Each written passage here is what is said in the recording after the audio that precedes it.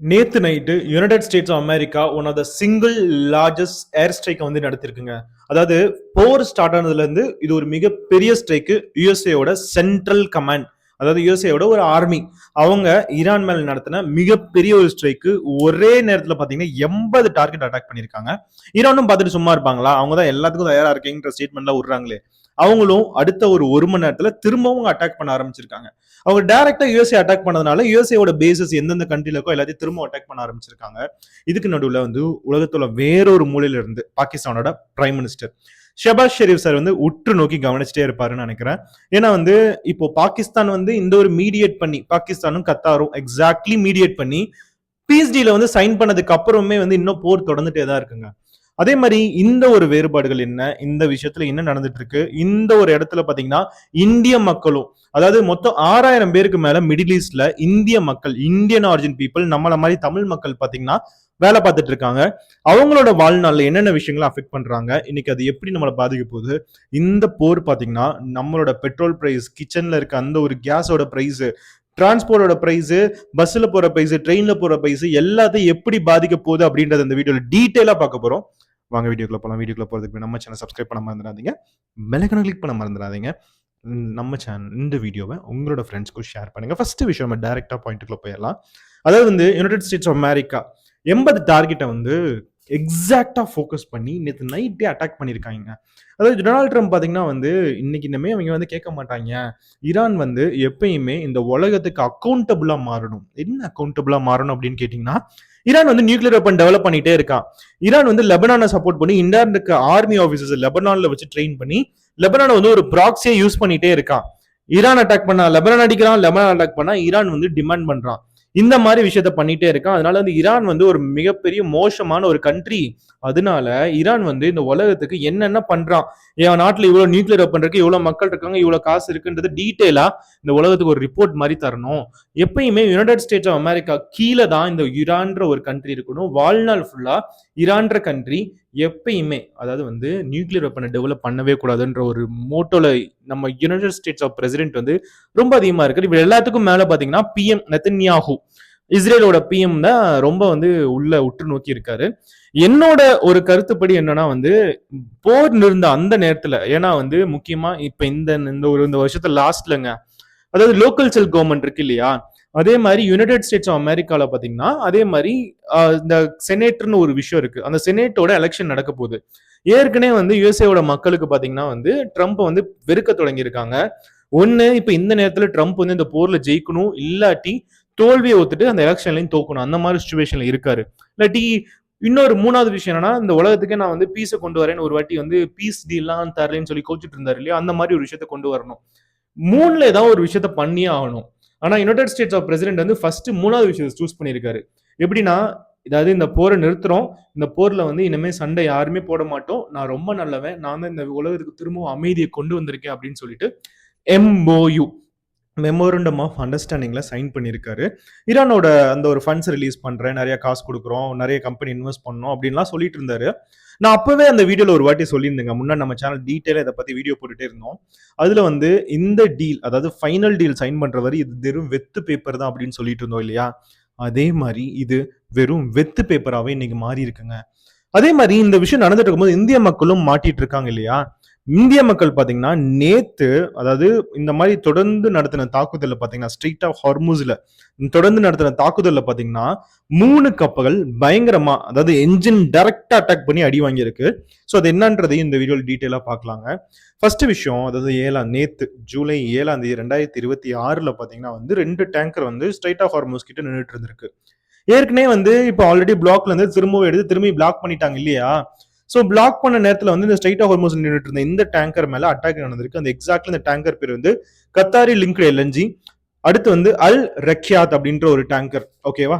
So இந்த tankers எல்லாம் பாத்தீங்கன்னா வந்து அந்த இடத்துல நின்றுட்டு இருக்கும்போது டைரக்டா ஒரு மிசைல் வந்து என்ஜின்ல வந்து அல் ரக்யாத் மேல அட்டாக் பண்ணிருக்கு. பெரிய ஒரு புகை மூட்டங்க. அதாவது எல்லாம் அங்க இருக்க நபர்கள்லாம் கடல்ல குதிக்கிறாங்க. ஒரு சில பேர் வந்து அந்த லைஃப் ஜாக்கெட்டை போடுறாங்க, ஒரு சில பேர் போடல. இந்த மாதிரி நிறைய ரிஸ்க் வந்து எடுத்துட்டு இருக்காங்க. அடுத்து வந்து உடனே வந்து, அதாவது அந்த இடத்துல அவங்க இந்த எமர்ஜென்சியை ப்ரெஸ் பண்றாங்க, நிறைய இடத்துல வந்து விரைந்து போகணும்னு நினைக்கிறாங்க. அப்ப கூட அந்த இடத்துல போக முடியல. அதாவது அடுத்த ஒரு 24 மணி நேரத்துல பாத்தீங்கன்னா, 24 மணி நேரம் கூட இல்ல, அடுத்த 3வது கப்பல் லைபேரியன் ஃபிளாக், அதுல பாத்தீங்கன்னா சிப்ரஸ்னு ஒரு கப்பல், அவங்களையும் அட்டாக் பண்ணிடுறாங்க. ஸோ இந்த மாதிரி நிறைய விஷயங்கள் 3 கப்பல் மேல அட்டாக் நடந்ததுக்கு அப்புறம் அன்னைக்கு நைட்டே பாத்தீங்கன்னா வந்து யுஎஸ்ஏவோட சென்ட்ரல் கமாண்ட் என்ன பண்ணிருக்காங்க, ஈரான்ல 80 டார்கெட்டை வந்து ஃபோக்கஸ் பண்ணி, முக்கியமா பெரிய பெரிய டார்கெட் கார்கைல ஃபோக்கஸ் பண்ணியிருக்காங்க. ஒரு வாட்டி ஒரு சின்ன ஒரு பிஞ்ச் வந்து பெட்ரோல் பங்க்ல, அதாவது அதே மாதிரி நம்ம ஆயில் டேங்கர் எல்லாம் பட்டா எவ்வளவு தீ பிடிக்குது, கார்கைலன் நினைச்சா பார்க்க வேண்டியும், கார்கைலன் பயங்கரமா தீ பிடிக்கும். கார்கைலன் மட்டுமே, அதாவது ஈரானோட 90% ஆயில் டிபெண்டன்சி கொண்ட அந்த ஒரு ஐலாண்ட், அதை கடைசி வரை யூஎஸ்ஏ அட்டாக் பண்ணாமே இருக்காங்க. யூஎஸ்ஏ வந்து ஈரான் வந்து கையில கொண்டு வரும்னு நினைக்கிறது மட்டும் இல்ல, பெட்ரோல் அந்த கார்கைலனை கைப்பற்றணும்னு நினைச்சிட்டு இருக்காங்க. ஸோ இது எல்லாமே ஒரு பக்கம் போயிட்டே இருந்திருக்கு. இதுல என்ன பண்றாங்க, ட்ரம்ப் உடனே வந்து, அதாவது யூரோப்பியன் சம்மிட் வந்து இப்போ போயிட்டு இருக்குங்க. அந்த யூரோப்பியன் சம்மிட்ல பாத்தீங்கன்னா வந்து நாட்டோ ஃபோர்ஸஸ் எப்பவுமே ஹெல்ப் பண்ணவே பண்ணாதுன்னு சொல்லி கோச்சுக்கிட்டே இருந்திருக்காரு. ஒரு பக்கத்துல பாத்தீங்கன்னா யூரோப்ல இந்த மாதிரி ஒரு அக்ரிமெண்ட் சைனிங், அதாவது வந்து எக்கனாமிக்கல் ஜென்ரேஷன் சைனிங் வந்து போய்கிட்டே இருக்கு. இன்னொரு இடத்துல பாத்தீங்கன்னா, அதாவது யூரோப்போட அந்த சவுத்துல பாத்தீங்கன்னா வந்து இந்த மாதிரி நிறைய போர்களும் நடந்துட்டு இருக்குங்க. ஏதோ ஒரு இடத்துல ஏசி ரூம்ல இருந்து ஒருத்தர் பாத்தீங்கன்னா அவங்க எடுக்கிற அக்ரிமெண்ட், அந்த ஒரு முடிவும் பாத்தீங்கன்னா, அவங்களோட அந்த ஒரு ஈகோவும் பாத்தீங்கன்னா நிறைய உயிர்களை கொண்டுட்டு இருக்கு. நான் ஆல்ரெடி சொன்ன மாதிரி இந்தியன் மக்கள் நிறைய பேர் வந்து இதில் அட்டாக் ஆகிட்டு இருக்காங்க அப்படின்னு நான் சொன்னேன் இல்லையாங்க. இந்தியாவில் பார்த்தீங்கன்னா இன்னைக்கு இந்தியன் ஃபிளாக், இந்தியா ஆயில் வாங்குறத கண்டிப்பாக நம்ம வந்துட்டு குறைச்சிட்டு தான் இருக்கோம்.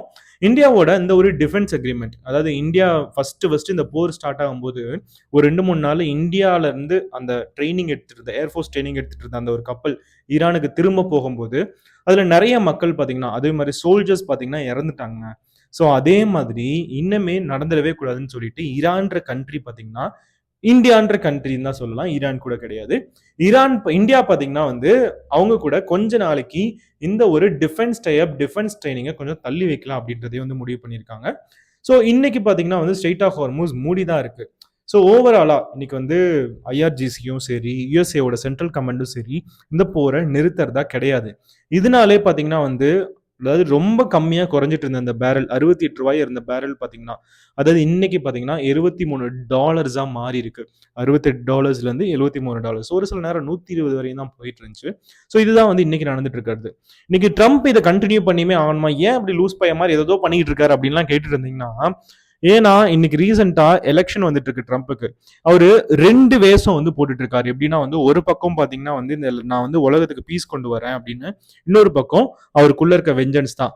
ஈரான் வந்து ஒரு சின்ன கண்ட்ரி, அவன் வந்து யுஎஸ்ஏ வந்து ஒரு இந்த உலகத்தோட ப்ரொடெக்ட் பண்ற ஒரு வாரியர். அவங்களோட பேச்சை வந்து கேட்க மாட்டாங்க. அதனால வந்து நம்ம அட்டாக் பண்ணியே ஆகணும், நம்ம கீழே இறக்கியே ஆகணும் அப்படின்றதுலாம். ஆனா ஒரு விஷயம் நல்லா யோசிச்சு பாருங்க, ரஷ்யாவும் உக்ரைனும் சண்டை போட்டிருக்கு. அதே மாதிரி இந்த ஒரு காசா ஸ்ட்ரிப்ல வந்து இஸ்ரேல் சண்டை போட்டுட்டு இருக்கு. இந்த மாதிரி நிறைய விஷயங்கள் நடந்தாலும் சீக்கிரம் இந்த போரை முடிக்க முடியல. ரொம்ப வருஷமா இந்த நாட்கள்லாம் சண்டை போட்டுட்டே இருக்காங்க. ஏன்னா ஒவ்வொரு கண்ட்ரியும் வெப்பன்ஸ் இருக்கு, ஒவ்வொரு கண்ட்ரியும் தன்னை ப்ரொடெக்ட் பண்ணி எக்யூப் பண்ணி இருக்குங்க. என்னதான் மனதினையோ அது இதுன்னு பேசிட்டு இருந்தாலுமே வந்து இன்னைக்கு இருக்க பெரிய பெரிய ஏஜென்சி எதையுமே ப்ரொடெக்ட் பண்ணாம தான் இருக்கு. காதுகள் கேட்காம இருக்கு. பீஸ் கீப்பிங் இன்ஸ்டிடியூஷன் பேர் வச்ச யுஎன்ஓ, இந்த உலகத்துல அட்டாமிக் எனர்ஜியை வந்து நான் கண்ட்ரோல் பண்றது ஏஇஏ, அட்டாமிக் எனர்ஜி ஏஜென்சியும் இன்னைக்கு கண்ணை மூடிட்டு காதை மூடிட்டு எதையுமே கண்டுக்காம அவங்க தன்னோட வேலையை பார்த்துட்டு அவங்க டெவலப்மெண்ட் நேஷனை மட்டும் சப்போர்ட் பண்ணிட்டு இருக்காங்க. இதான் இன்னைக்கு நிதர்சனமான உண்மை. என்னதான் ஆனாலும் இன்னைக்கு நிறைய உயிர்கள் போய்கிட்டே இருக்கு. இது எல்லாத்துக்குமே உண்மையான பதில் யார் சொல்லணும்னா கடவுள் தான்.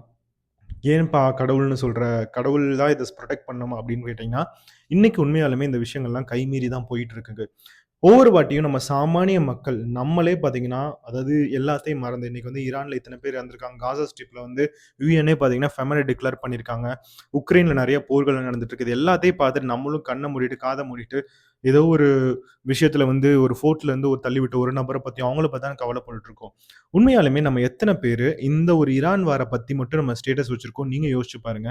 நம்ம எவ்வளவு தூரம் வாய்ஸ் கொடுத்து, எவ்வளவு தூரம் ஒரு ட்விட்டர்ல ஏதோ ஒரு இடத்துல ஒருத்தர் டேக் பண்ணி கமெண்ட் பண்ணியிருக்கோம்னு யோசிச்சு பாருங்க. அந்த ஒரு விஷயம் இல்ல. இந்த உலகத்துல எல்லா மக்களுக்கும் எல்லாருக்கான சப்போர்ட்டும் வேணும்ன்றது என்னோட கருத்தா இருக்குங்க. காசா ஸ்ட்ரிப்ல ஏதாவது ஒரு விஷயம் நடந்தா இந்திய மக்கள் வந்து அதுக்கு சப்போர்ட் பண்ணணும்.